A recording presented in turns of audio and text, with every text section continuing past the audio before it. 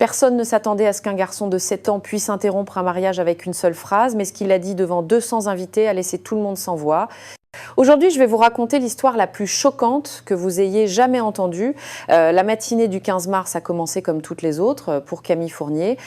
À cette heure précise, le réveil a sonné dans son petit appartement du quartier des Brotteaux à Lyon.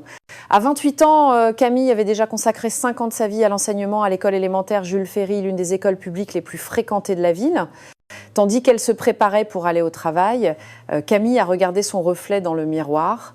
Ses cheveux châtains étaient rassemblés en une simple queue de cheval et ses yeux verts trahissaient une fatigue que seuls ceux qui travaillent avec des enfants peuvent comprendre. Ce n'était pas une femme qui se souciait beaucoup de son apparence, mais elle avait un sourire sincère qui illuminait son visage et une gentillesse naturelle qui conquérait quiconque la rencontrait. Sa journée s'est déroulée normalement jusqu'à 15 heures. Après avoir accompagné ses élèves de CE1 à la sortie, Camille a décidé de s'arrêter au Café des Roses, un petit établissement à quelques pas de l'école, où elle s'accordait souvent un moment de pause avant de rentrer chez elle pour préparer les leçons du lendemain. Le café était presque vide. Camille a commandé son habituel et s'est assise à la table près de la fenêtre, celle qui lui permettait d'observer le va-et-vient des gens dans la rue. Elle a sorti de son sac quelques cahiers à corriger et s'y est plongée. C'est à ce moment-là qu'elle a remarqué l'homme assis à la table à côté de la sienne. Grand la quarantaine, des cheveux bruns parsemés de quelques fils gris aux tempes. Il était habillé de manière élégante mais sobre, avec une chemise blanche et un pantalon de costume. Ce qui a le plus frappé Camille, cependant, ce n'était pas son apparence, mais le fait qu'il lisait attentivement un rapport intitulé « Projet éducatif, quartier des Brotteaux ». L'homme semblait complètement absorbé, prenant des notes sur un carnet avec un stylo plume. De temps en temps, il levait les yeux, comme s'il réfléchissait profondément à ce qu'il lisait. Camille n'a pas pu se retenir. « Excusez-moi », dit-elle timidement, « je ne peux m'empêcher de remarquer que vous lisez un rapport sur le projet éducatif de notre quartier. Travaillez-vous dans ce secteur ?» L'homme a levé les yeux et a souri. C'était un sourire sincère qui atteignait ses yeux et les faisait briller. « Je m'appelle Antoine », dit-il en fermant délicatement son dossier. « Et oui, d'une certaine manière, je travaille dans ce secteur.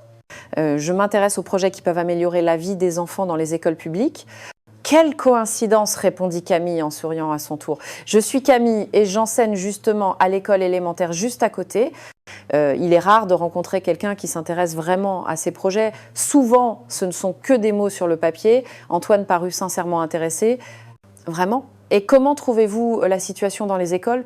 Ce que l'on lit dans les rapports correspond-il à la réalité ? » Pour la première fois depuis des semaines, Camille se retrouva à parler avec quelqu'un qui semblait vraiment vouloir écouter.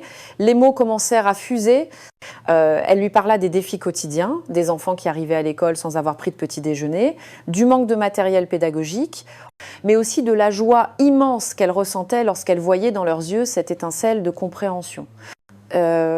Vous savez, dit Antoine après l'avoir écouté attentivement, il est rare de rencontrer quelqu'un qui parle de son travail avec autant de passion. On voit que vous aimez vraiment ce que vous faites. Camille rougit légèrement.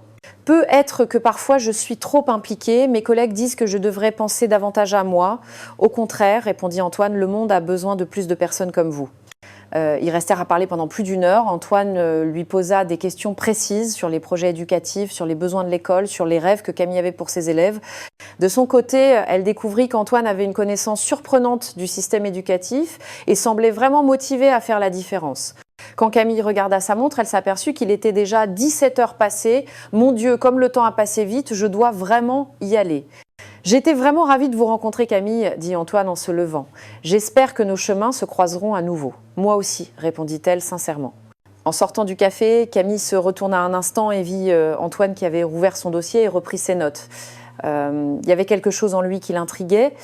Il n'était pas comme les autres hommes qu'elle avait connus. Il semblait avoir une profondeur, une gravité dans ses intentions qu'elle avait rarement rencontrées.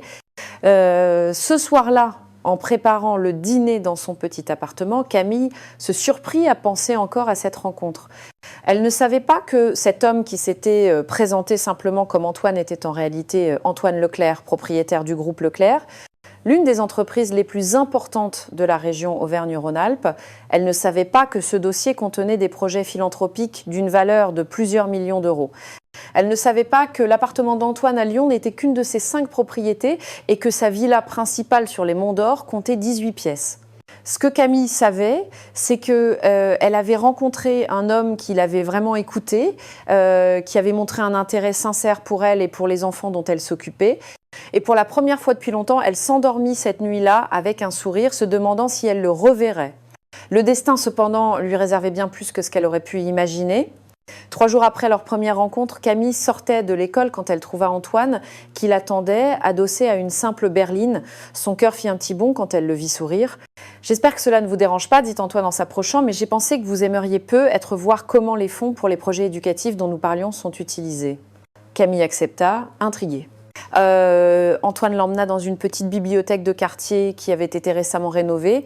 Tandis qu'il marchait entre les étagères remplies de livres neufs et les aires de jeux colorés, Antoine expliquait chaque détail avec une passion qui la surprit. « Comment en savez-vous autant sur ce projet ?» lui demanda Camille. « Mon entreprise a contribué au financement, répondit Antoine simplement. Rien d'extraordinaire, il est juste important de redonner quelque chose à la communauté. » À partir de ce jour, commença une relation douce et progressive. Antoine passait prendre Camille après le travail au moins 2 fois par semaine. Il l'emmenait dans de petits restaurants familiaux, au cinéma, se promenait dans les parcs de Lyon. Il était toujours gentil, jamais envahissant et surtout, il semblait sincèrement intéressé par sa vie. Camille découvrit que Antoine était veuf depuis 3 ans. Sa femme était décédée dans un accident de voiture, le laissant seul avec un garçon de 7 ans nommé Léo. « C'est un enfant spécial, lui dit-il un soir alors qu'il marchait le long de la rue de la République. Mais depuis qu'il a perdu sa mère, il a du mal à faire confiance aux gens. Il est très renfermé. Ça a dû être terrible pour vous deux, répondit Camille avec une sincère compassion. Les enfants de cet âge ont besoin de tellement d'amour. Antoine s'arrêta et la regarda dans les yeux. C'est pour ça que ce que vous faites est si important. Vous savez comment toucher leur cœur. Après 2 mois de rendez-vous, Antoine invita enfin Camille chez lui. Quand la voiture s'arrêta devant une élégante villa sur les Monts d'Or, Camille resta bouche bée. « C'est magnifique », dit-elle en admirant les lignes modernes mais chaleureuses de la demeure. « C'était le rêve de ma femme », expliqua Antoine avec une note de mélancolie dans la voix. Elle voulait une maison où Léo pourrait grandir heureux. L'intérieur était meublé avec goût mais sans ostentation, des meubles de qualité, des œuvres d'art au mur, mais tout conservait une atmosphère familiale et accueillante. Ce qui frappa le plus Camille, c'est de voir à quel point la maison était encore organisée en pensant à l'enfant. Des jouets bien rangés dans chaque pièce, des livres de contes sur les tables basses, des dessins accrochés au réfrigérateur. Léo était un petit garçon aux cheveux châtain clair et aux grands yeux comme ceux de son père. Quand Antoine présenta Camille, le petit la regarda avec méfiance, se cachant derrière les jambes de son papa. « Bonjour Léo », dit Camille en s'agenouillant à sa hauteur. « Ton papa m'a dit que tu étais très doué en dessin. » L'enfant ne répondit pas, mais Camille remarqua que son expression s'adoucissait. Pendant le dîner, Antoine en dit plus sur son activité d'entrepreneur en gardant toujours un ton modeste. Il parlait d'une petite entreprise familiale, de quelques investissements, mais jamais de manière à laisser deviner la véritable ampleur de ses affaires. Mon grand-père a commencé avec une petite quincaillerie, expliqua-t-il. J'ai seulement essayé de faire grandir ce qu'il avait construit. Camille était impressionnée par son humilité, même la villa, bien qu'élégante, ne semblait pas excessive. Antoine conduisait des voitures normales, s'habillait sobrement, fréquentait des endroits simples. Au cours des mois suivants, leur relation s'approfondit. Camille commença à passer les week-ends avec Antoine et Léo. Lentement, le garçon commença à s'ouvrir à elle, lui montrant ses dessins, lui demandant de l'aide pour ses devoirs, lui prenant parfois timidement la main pendant les promenades. « Vous faites des miracles », dit Antoine un jour alors qu'il regardait Léo jouer dans le jardin. « Je ne l'avais pas vu aussi serein depuis des années. » C'est à ce moment-là qu'Antoine lui prit la main. « Camille, je ne pensais pas que je pourrais à nouveau aimer quelqu'un, mais avec vous, tout est différent. » Elle sentit son cœur battre la chamade. Elle aussi était tombée amoureuse de cet homme gentil, de ce père dévoué, de cette famille qui petit à petit devenait la sienne. Ce que Camille ne savait pas, c'est que la simplicité d'Antoine était un choix délibéré. Elle ne savait pas que la petite entreprise réalisait un chiffre d'affaires de centaines de millions d'euros par an. Elle ne savait pas que cette villa n'était qu'une des propriétés de la famille et surtout, elle ne savait pas qu'il y avait des gens dans la vie d'Antoine qui voyaient leur amour comme une menace à éliminer à tout prix. 6 mois exactement s'étaient écoulés depuis leur première rencontre quand Antoine décida que le moment était venu. Ce matin de septembre, alors que Camille préparait le petit déjeuner dans la cuisine, il l'observait avec un sourire pendant que Léo l'aidait à mettre la table. « Papa, est-ce que Camille peut rester pour toujours demanda innocemment l'enfant en plaçant les verres. Antoine et Camille échangèrent un regard lourd de sens. Elle rougit, mais sourit. Au cours de ces mois, Léo avait commencé à l'appeler par son prénom au lieu de madame. Un progrès énorme pour un enfant si réservé. Léo, pourquoi n'irais-tu pas te préparer pour l'école ? Dit doucement Antoine. Camille et moi devons parler de quelque chose d'important. Teuse. Quand ils furent seuls, Antoine prit les mains de Camille dans les siennes. Il y a quelque chose que je dois te dire, quelque chose que je t'ai caché pendant trop longtemps. Le cœur de Camille se mit à battre plus fort, 1000 pensées la traversèrent. Avait-il une autre femme? Était-il encore marié? Camille, continua Antoine, quand je t'ai dit que j'avais une petite entreprise familiale, je ne t'ai pas dit toute la vérité. Il se leva, se dirigea vers le tiroir de son bureau et en sortit un magazine économique. Sur la couverture, il y avait sa photo avec le titre « Antoine Leclerc, l'Empire discret qui pèse 800 millions ». Camille regarda le magazine, puis Antoine, puis de nouveau le magazine. Le groupe Leclerc est l'une des plus grandes entreprises de la région Auvergne-Rhône-Alpes, expliqua Antoine en s'asseyant à côté d'elle. Nous avons des investissements dans la technologie, l'immobilier, les énergies renouvelables. Ce que tu vois ici, cette villa, n'est qu'une petite partie de ce que je possède. Camille se sentit soudainement minuscule. Pourquoi ne me l'as-tu pas dit avant ? Parce que je voulais que tu tombes amoureuse de moi, pas de mon compte en banque, répondit Antoine avec une sincérité désarmante. Tu sais combien de femmes j'ai rencontrées qui ne voyaient que l'argent. Toi, tu m'as regardé dans les yeux et tu as vu l'homme que je suis vraiment. Elle restait silencieuse, encore sous le choc. Antoine continua, rien n'a changé. Je suis toujours la même personne qui emmenait Léo au parc, qui t'écoutait parler de tes élèves, qui tombait chaque jour un peu plus amoureux de ton sourire. Moi, je ne suis qu'une maîtresse d'école, murmura Camille. Je vis dans un appartement de 40 carrés mètres. Je ne sais même pas comment me comporter dans ce genre de situation. Antoine lui releva doucement le menton. Tu es la femme la plus authentique et la plus bienveillante que je connaisse. C'est pour ça que je veux t'épouser. Camille resta sans voix quand Antoine s'agenouilla devant elle, sortant un petit écrin de velours bleu. Camille Fournier, veux-tu devenir ma femme et la maman de Léo ? La bague était magnifique, mais pas excessive. Un solitaire élégant qui brillait délicatement. Elle était parfaite pour elle, pas trop ostentatoire, mais d'une qualité qu'un œil non averti pouvait deviner. Antoine, commença Camille, les yeux pleins de larmes. À ce moment, Léo apparut sur le seuil de la cuisine. Camille, tu vas vraiment épouser mon papa ? Demanda-t-il, les yeux brillants d'espoir. Elle regarda cet enfant qu'elle avait appris à aimer comme le sien, puis l'homme qui lui avait montré ce que signifiait être vraiment aimé. La richesse l'effrayait, mais leur amour était réel. « Oui, dit-elle enfin, la voix tremblante d'émotion, « je veux vous épouser tous les deux ?» Léo courut l'embrasser, suivi par Antoine. À cet instant, enlacés tous les trois dans la cuisine où ils avaient partagé tant de petits déjeuners, il semblait que rien au monde ne pouvait gâcher leur bonheur. Tandis qu'Antoine lui passait la bague au doigt, Camille pensa que peut-être les contes de fées existaient vraiment. Elle ne savait pas que certaines personnes de la famille Leclerc complotaient déjà pour détruire ce qu'ils considéraient comme la plus grande erreur de la vie d'Antoine. La demande avait été acceptée, mais la véritable bataille pour leur amour ne faisait que commencer. « Quand est-ce qu'on se marie ?» demanda Léo, toujours pratique. « Bientôt, mon grand, sourit Antoine. » Très bientôt, il ne savait pas à quel point cette promesse serait mise à l'épreuve de la manière la plus douloureuse. La nouvelle des fiançailles se répandit dans la famille Leclerc comme une traînée de poudre. La première confrontation eut lieu 3 jours après la demande en mariage. Lors du dîner dominical dans le domaine familial du Beaujolais, Antoine avait emmené Camille pour la présenter officiellement à ses parents.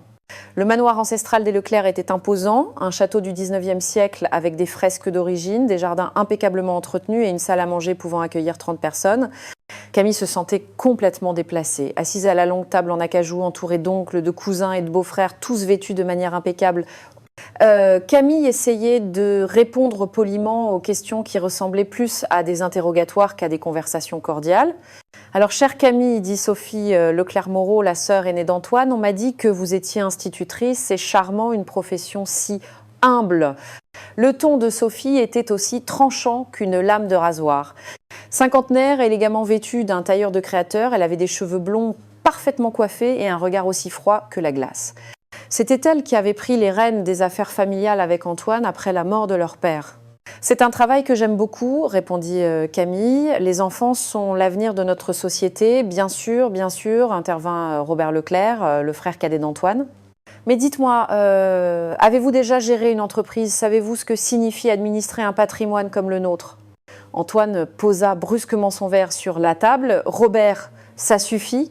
Non, Antoine, laisse-nous parler ouvertement, dit Sophie avec un faux sourire. Nous sommes une famille, nous devons pouvoir tout nous dire. Elle se tourna vers Camille. Chère Camille, vous comprenez qu'épouser Antoine signifie entrer dans un monde très complexe. Il y a des responsabilités sociales, économiques, des événements importants où il faut savoir se comporter. Ma future femme sait parfaitement comment se comporter, intervint Antoine, la mâchoire crispée par la colère. Future femme, ricana sarcastiquement Sophie. Antoine, vous vous connaissez depuis 6 mois. Ne penses-tu pas que tu vas un peu vite ? Léo, qui jusqu'à ce moment avait mangé en silence à côté de Camille, leva les yeux. Tati Sophie, pourquoi tu pars comme ça à Camille? Elle est gentille et elle m'aime bien. Un silence embarrassant tomba sur la table. Sophie regarda son neveu avec agacement, puis se tourna de nouveau vers Antoine. Tu vois, même l'enfant est trop impliqué. Tu mets en jeu la stabilité émotionnelle de ton fils pour un caprice. Un caprice? Antoine se leva d'un bond. Sophie, je t'interdis de parler ainsi de la femme que j'aime. Calmez-vous tous, intervint l'oncle Fernand, le patriarche de la famille. Antoine, assieds-toi. Parlons-en civilement. Fernand Leclerc avait 80 ans et avait été le mentor d'Antoine dans les affaires. Son opinion comptait beaucoup. « Antoine, mon garçon, dit-il d'un ton paternel, nous comprenons que tu veuilles refaire ta vie, mais tu dois aussi penser au patrimoine familial, à la réputation. Cette jeune femme... Pardonnez-moi Camille, mais vous n'avez pas les compétences pour être aux côtés d'un Leclerc. » Camille sentit les larmes lui monter aux yeux, mais réussit à se contrôler. « Je ne veux pas de votre argent, dit-elle d'une voix ferme. J'aime Antoine pour ce qu'il est, pas pour ce qu'il possède. » Elles disent tout ça au début, murmura venimeusement Sophie, assez fort pour être entendue. Antoine frappa du poing sur la table. Maintenant, ça suffit. Sophie, Robert, oncle Fernand, je vous aime, mais c'est ma vie, j'épouserai Camille et si vous ne pouvez pas l'accepter, nous ferons avec. Il se leva, prit la main de Camille et celle de Léo. Nous partons. Pendant le trajet du retour, Camille pleurait en silence. Antoine peut être qu'ils ont raison. Je ne connais rien de votre monde. Notre monde, la corrigea-t-il en arrêtant la voiture sur le bas-côté. Toi, moi et Léo, c'est ça notre monde, le reste ne compte pas. Mais ta famille ? Ma famille devrait être heureuse que j'ai trouvé une femme merveilleuse qui aime mon fils. S'ils ne le comprennent pas, c'est leur problème. Léo, depuis le siège arrière, se pencha en avant. Papa, on pourra quand même se marier, même si Tati Sophie est méchante, Antoine sourit tristement. Oui, mon grand, nous nous marierons et nous serons heureux.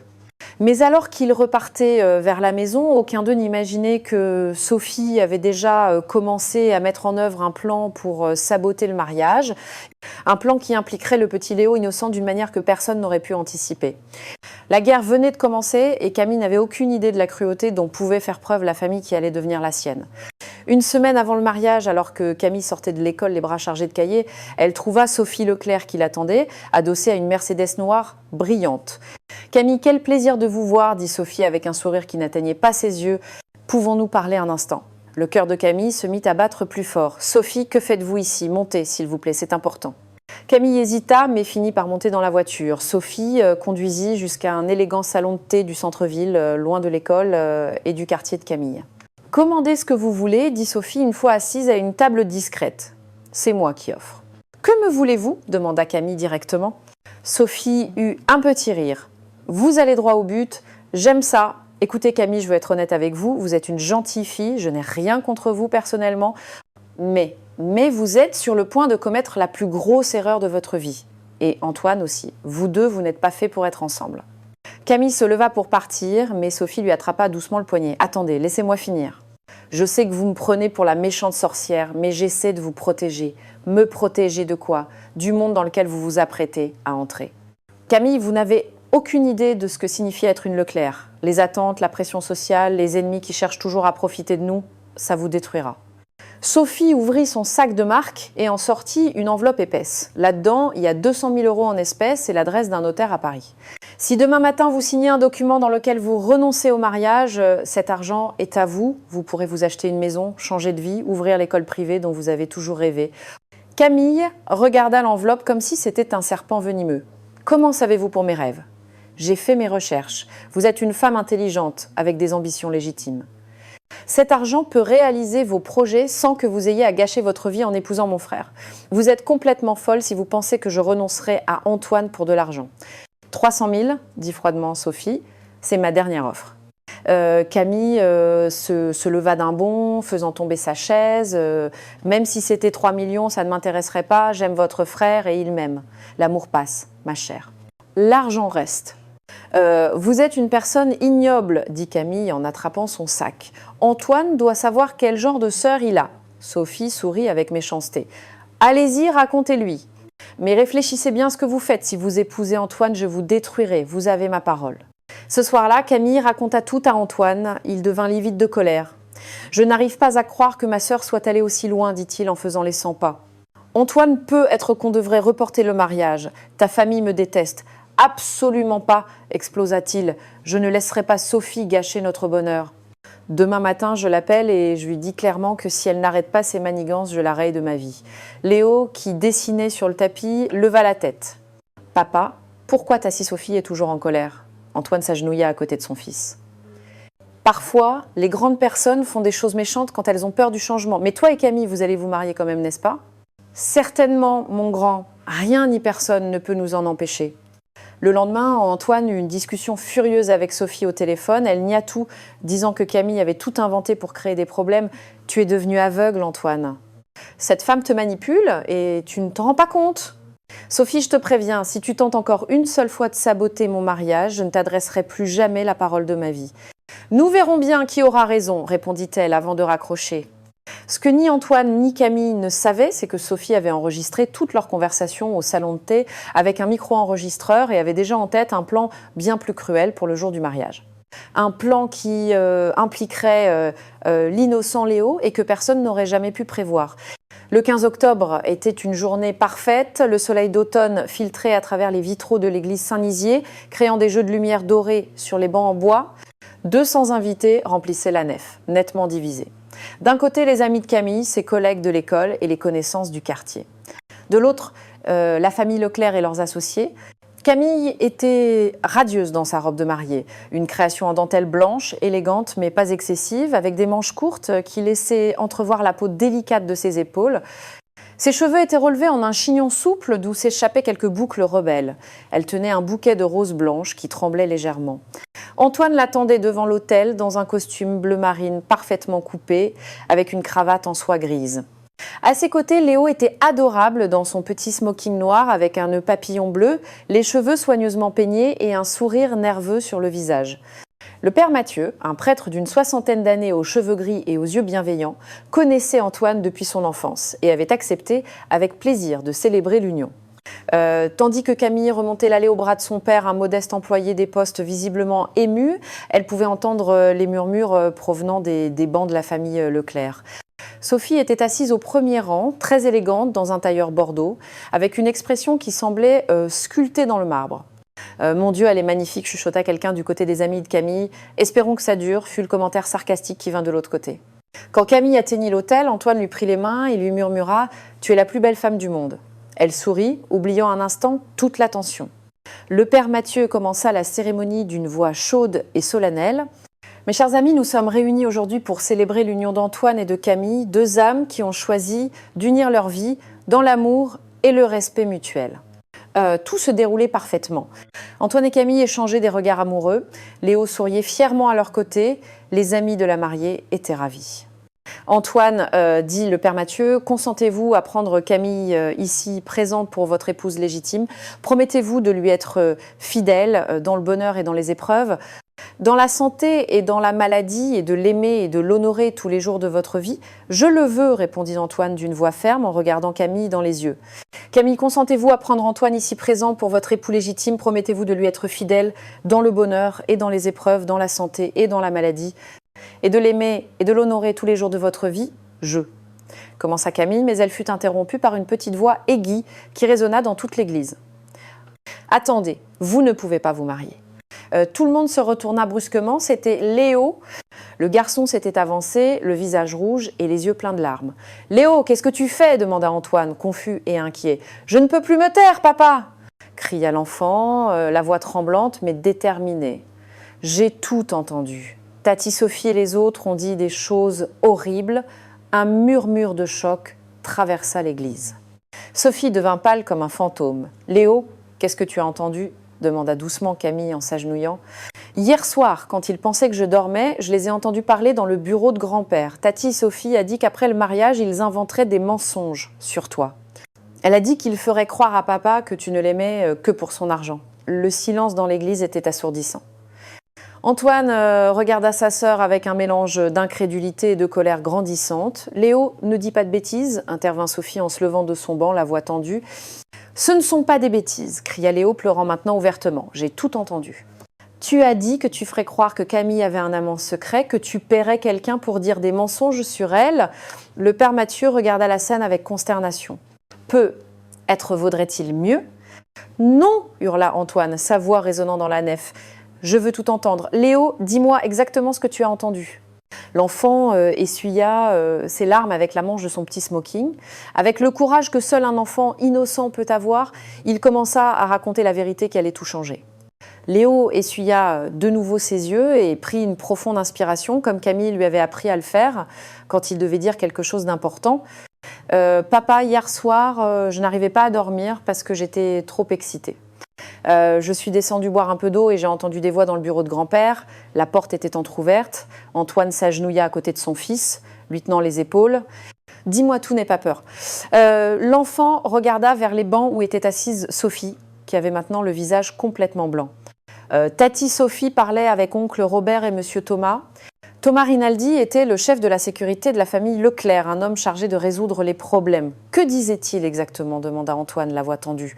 Tati a dit « Demain soir, après la réception, on met le plan en action. Rinaldi a déjà tout préparé. Cette petite institutrice ne saura pas ce qui lui arrive. » Un frisson d'horreur parcourut l'église. Camille sentit ses genoux flageoler. Léo continua, sa voix devenant plus forte à mesure qu'il parlait. Puis oncle Robert a demandé « Tu es sûr que ça marchera ?» Et Tati a répondu « Bien sûr que ça marchera. » Nous avons les fausses photos d'elle avec cet acteur que nous avons payé, les témoins prêts à jurer qu'ils l'ont vue à l'hôtel avec lui la semaine dernière, et même les fausses conversations sur le téléphone que nous placerons dans son sac. Antoine se releva d'un bond, le visage déformé par la rage. « Sophie, est-ce que c'est vrai ?» Sophie tenta de garder son sang-froid. « Antoine, c'est un enfant confus. Il a mal entendu. Il a imaginé. « Je n'ai rien imaginé !» hurla Léo, retrouvant son courage dans le désespoir. « J'ai aussi entendu quand t'as dit, quand Antoine verra l'épreuve, il la mettra à la porte en moins de 24 heures.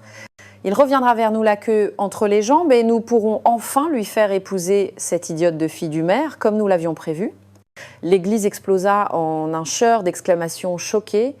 Les amis de Camille la regardaient avec compassion, tandis que certains membres de la famille Leclerc baissaient la tête de honte. « Il n'y a plus, papa », continua Léo, maintenant en larmes mais déterminé. Tati a dit que si Camille essayait de se défendre, vous diriez qu'elle était une menteuse désespérée essayant de garder l'argent de la famille et que vous feriez croire à tout le monde qu'elle était folle. Le père Mathieu, bouleversé, fit le signe de croix. « Seigneur, qu'ai-je entendu ?» Antoine se tourna vers sa sœur avec des yeux qui semblaient lancer des éclairs. « Sophie, regarde-moi dans les yeux et dis-moi que mon fils ment. » Sophie tenta une dernière manœuvre désespérée. « Antoine, s'il te plaît, raisonne. Ce n'est qu'un enfant qui... »« Tais-toi » tonna Antoine. J'en ai assez entendu. C'est alors que Thomas Rinaldi, assis au fond de l'église, se leva brusquement et tenta de sortir discrètement. Mais Antoine l'avait vu. « Rinaldi, arrêtez-vous tout de suite !» L'homme s'immobilisa, les épaules tendues. Antoine le rejoignit à grandes enjambées. « Dites-moi la vérité, maintenant. » Rinaldi regarda Sophie puis Antoine. Après un instant de silence, il baissa la tête. « C'est tout vrai. J'ai les fausses photos, les témoins payés, tout ce que votre sœur m'a demandé de préparer. » Un cri d'horreur s'éleva de l'église. Camille chancela et dut s'appuyer sur l'autel pour ne pas tomber. « Pourquoi ?» murmura Antoine en regardant sa sœur. « Pourquoi ?» Sophie perdit enfin son calme. « Parce que cette femme est en train de te ruiner. Tu jettes par la fenêtre tous ceux pourquoi notre famille a travaillé pendant des générations, le patrimoine, la réputation, tout ça, pour une simple institutrice. Une simple institutrice !» cria Antoine. « C'est la femme que j'aime, c'est celle qui a rendu mon fils de nouveau heureux après 3 ans de chagrin. Elle n'est pas comme nous, Antoine, elle ne comprendra jamais notre monde. » « Notre monde ?» Antoine la regarda avec dégoût. Si notre monde consiste à mentir, tromper et détruire des innocents, alors je n'en veux plus faire partie. Il se tourna vers le père Mathieu. Mon père, je suis désolé, mais je dois reporter la cérémonie. Non, papa, cria Léo en courant vers lui. Tu ne peux pas. Camille n'a rien fait de mal. C'est Tati Sophie la méchante. Antoine prit son fils dans ses bras, les yeux pleins de larmes, puis il regarda Camille qui se tenait devant l'autel, pâle et tremblante, dans sa robe de mariée. Pendant un instant qui parut une éternité, leurs regards se croisèrent. Dans les yeux d'Antoine, Camille vit de la douleur, de la colère, de la confusion, mais aussi quelque chose qui la glaça, une hésitation. Sans dire un mot, Camille ramassa le pan de sa robe et s'enfuit en courant de l'église, laissant derrière elle son bouquet qui tomba sur les marches de marbre. Antoine resta immobile avec Léo dans ses bras, regardant la femme qu'il aimait disparaître de sa vie le jour qui aurait dû être le plus beau pour eux deux. Le silence qui suivit la fuite de Camille ne dura que quelques secondes, puis le chaos explosa. « Camille, attends !» cria la mère de la jeune femme en se levant de son banc pour la suivre, mais il était trop tard. Le bruit des talons de la mariée courant sur les marches de pierre de l'église s'était déjà éteint sur la place. Antoine resta paralysé pendant un instant fatal, Léo toujours dans ses bras, l'enfant le regardait, les yeux pleins de larmes. « Papa, pourquoi tu ne cours pas après elle ?»« Je. » Antoine bégayait, encore sous le choc de ce qu'il venait d'apprendre. C'est alors que le père Mathieu s'approcha et posa une main sur son épaule. « Antoine, cette femme vous aime vraiment, je l'ai vue dans ses yeux pendant toute la cérémonie. Allez-y. » Mais quand Antoine se tourna vers la sortie de l'église, Sophie lui barra la route. « Antoine, attends, nous pouvons encore arranger ce malentendu. » Un malentendu. Antoine la regarda avec incrédulité. « Tu as essayé de détruire la vie d'une personne innocente. Je l'ai fait pour te protéger, pour protéger notre famille. Pousse-toi, Sophie !» La voix d'Antoine était glaciale. « Non. Si tu sors de cette église pour la poursuivre, cela signifie que tu l'as choisie, elle, plutôt que ta famille. » Robert s'approcha pour soutenir sa sœur. Antoine raisonne. « Même si Sophie a exagéré, le fond du problème reste le même. Cette fille n'est pas faite pour toi. »« Assez !» explosa Antoine en posant Léo à terre. « C'est vous qui n'êtes pas fait pour moi. » Léo va voir grand-mère Marie, dit-il, en se référant à la mère de Camille qui était restée assise sur son banc en pleurs. L'enfant courut vers la femme qui le prit dans ses bras protecteurs. Antoine se dirigea vers la sortie, mais s'arrêta sur le seuil et se tourna vers les 200 invités qui le regardaient en silence. « Ce que vous avez entendu aujourd'hui montre de quel bois est faite ma famille. Qui parmi vous a participé à ce plan immonde ?» Certains cousins et oncles baissèrent les yeux, visiblement embarrassés. D'autres semblaient sincèrement choqués. « Le mariage est reporté », annonça Antoine d'une voix tremblante de colère. Et si l'un d'entre vous a encore une once de décence, il présentera ses excuses à Camille pour avoir été complice de cette farce. Il sortit de l'église en courant, mais quand il arriva sur la place, Camille avait déjà disparu. Un chauffeur de taxi qui attendait des clients l'appela. « Hé, vous cherchez la mariée ? Elle est montée dans un taxi il y a 10 minutes. Elle pleurait comme une fontaine. Elle a dit au chauffeur de l'emmener à la gare. » Antoine sentit son cœur se briser, il courut à sa voiture, mais dans le trafic du centre de Lyon, il ne put atteindre la gare à temps. Quand il arriva, Camille était déjà partie. « Où est-elle allée ?» demanda-t-il désespéré à l'employé du guichet. « Je ne peux pas donner d'informations sur les passagers, je suis désolée. » Antoine appela le portable de Camille, mais il était éteint. Il appela sa mère, ses collègues, ses amis. Personne ne savait où elle était allée. Il rentra chez lui en fin d'après-midi, encore vêtu de son costume de mariée, et trouva Léo qui l'attendait, assis sur les marches de la villa. « Tu l'as trouvée, papa ?»« Non, Léo, elle a disparu. » L'enfant se mit à pleurer. « C'est de ma faute, j'ai mal fait de dire ce que j'ai entendu. » Antoine le serra fort dans ses bras. « Non, mon grand, tu as très bien fait. Tu as dit la vérité et tu as essayé de protéger Camille. Moi, en revanche. » Sa voix se brisa. « J'aurais dû courir après elle immédiatement. » Ce soir-là, pendant que Léo dormait, Antoine fit ce qu'il aurait dû faire des heures plus tôt. Il appela un détective privé pour retrouver Camille. Puis, il s'enferma dans son bureau et écrivit un message qu'il envoya à tous les membres de la famille Leclerc. À partir d'aujourd'hui, Sophie et Robert sont exclus de toute décision concernant l'entreprise. Thomas Rinaldi est licencié sur le champ. Ceux d'entre vous qui ont participé à ce plan dégoûtant ont 48 heures pour présenter leur démission de l'entreprise. La famille Leclerc que j'ai connue aujourd'hui n'est pas la famille que je veux pour mon fils. Pendant ce temps, Camille était dans un train pour Avignon, toujours dans sa robe de mariée abîmée par les larmes. Elle avait acheté un aller simple et éteint son téléphone. En regardant le paysage défiler, elle repensait au moment où leurs regards s'étaient croisés. Ce qui l'avait le plus blessé n'était pas les révélations de Léo, ni l'horrible plan de Sophie. C'était ce moment d'hésitation, cette seconde de doute qui lui avait fait comprendre que malgré tout l'amour qu'ils éprouvaient l'un pour l'autre, son monde à lui et le sien étaient être vraiment incompatibles. Arrivée à Avignon, elle prit une chambre dans un petit hôtel près de la gare et se permit enfin de pleurer toutes les larmes qu'elle avait retenues. La robe de mariée finit en boule dans un coin de la chambre, tandis qu'elle se demandait si elle parviendrait un jour à oublier l'homme qu'elle avait tant aimé. Aucun d'eux ne savait que leur amour était sur le point d'affronter l'épreuve la plus difficile, le temps et la distance. 2 semaines s'étaient écoulées depuis le désastre. Antoine avait transformé sa villa en une forteresse de solitude et de remords. Léo n'allait plus à l'école, refusait de manger et passait ses journées assis à la fenêtre de sa chambre, espérant voir arriver Camille. « Papa, quand est-ce que Camille revient ?» demandait-il chaque jour, les yeux gonflés de larmes. « Je ne sais pas, Léo, je ne sais pas. » C'était la seule réponse qu'Antoine parvenait à donner. Le détective privé Marc Dubois avait retrouvé la trace de Camille à Avignon où elle avait emménagé dans un petit appartement du quartier de la Balance. Elle avait trouvé un poste de remplaçant dans une école élémentaire locale, mais selon les informations recueillies, elle n'était plus que l'ombre d'elle-même. Elle a beaucoup maigri, avait rapporté le détective. Ses collègues disent qu'elle fait son travail mécaniquement, sans plus avoir la passion d'avant, et elle ne parle jamais de sa vie privée. Antoine avait demandé plusieurs fois au détective de remettre ses lettres à Camille, mais elle les avait toujours refusées sans même les ouvrir. Ce matin de novembre, alors qu'Antoine buvait un énième café noir, Léo entra en courant avec quelque chose à la main. « Papa, j'ai trouvé ça dans la chambre de Tati Sophie. » Antoine regarda l'objet que son fils lui tendait. C'était un petit enregistreur numérique. « Où l'as-tu trouvé ?»« Dans son sac. Elle l'avait oublié ici, après le mariage. Je l'ai allumé sans faire exprès. Et papa, tu dois écouter ce qu'il y a dessus. » D'une main tremblante, Antoine appuya sur le bouton play. La voix de Sophie emplit la pièce. « Marc, tu es sûr que les photos ont l'air vraies ? Bien. Et les témoins ? Parfait. » Cette stupide institutrice ne saura pas ce qui lui est arrivé. Quand Antoine verra les preuves de sa trahison, il la chassera de la maison avant minuit. Puis la voix de Robert. « Et si elle essaie de se défendre ? Nous dirons que c'est une menteuse désespérée. Nous avons même préparé de fausses conversations sur son téléphone. » On dirait qu'elle a une liaison avec cet acteur depuis des mois. Antoine sentit le sang se glacer dans ses veines. Il continua d'écouter et chaque mot était comme un coup de poignard. Le plan est parfait, mais es-tu sûr qu'Antoine ne découvrira jamais la vérité ? Comment le pourrait-il ?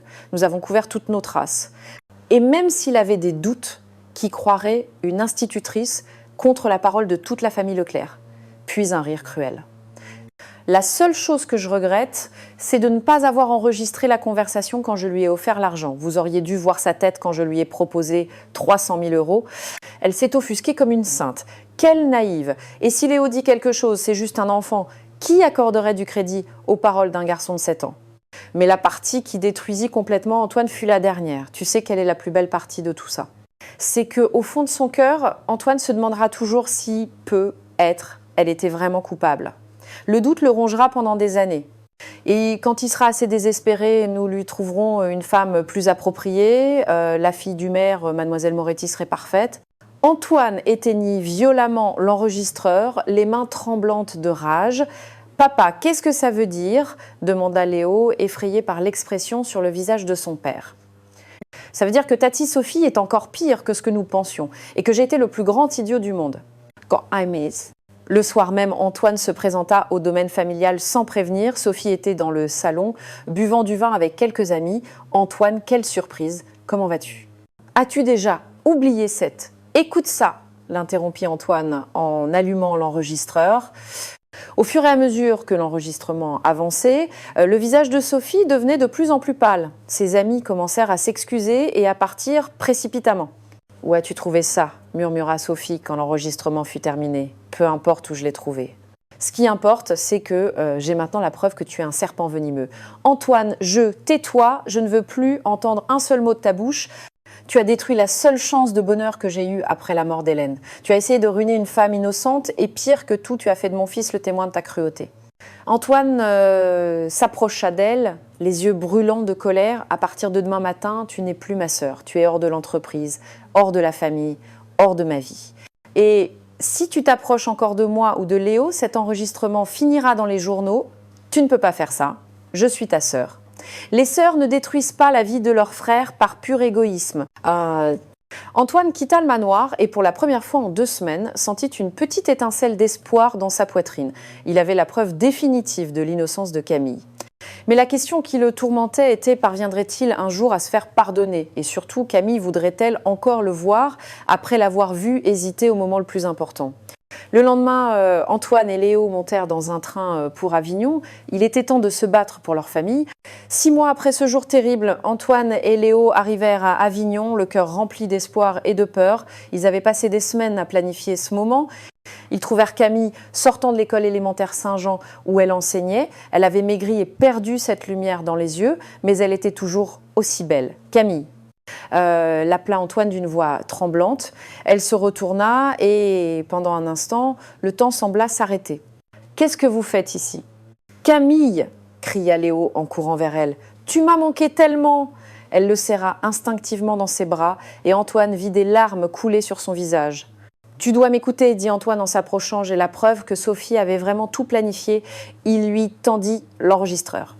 Camille écouta en silence la voix de Sophie, avouant chaque détail du plan. Quand ce fut fini, elle regarda Antoine avec des yeux encore humides. « Pourquoi as-tu hésité dans l'église, Antoine? J'ai vu le doute dans tes yeux. » Antoine baissa la tête. « Parce que j'ai été un lâche. Pendant une seconde, la pression de ma famille m'a fait douter. C'était la plus grande erreur de ma vie.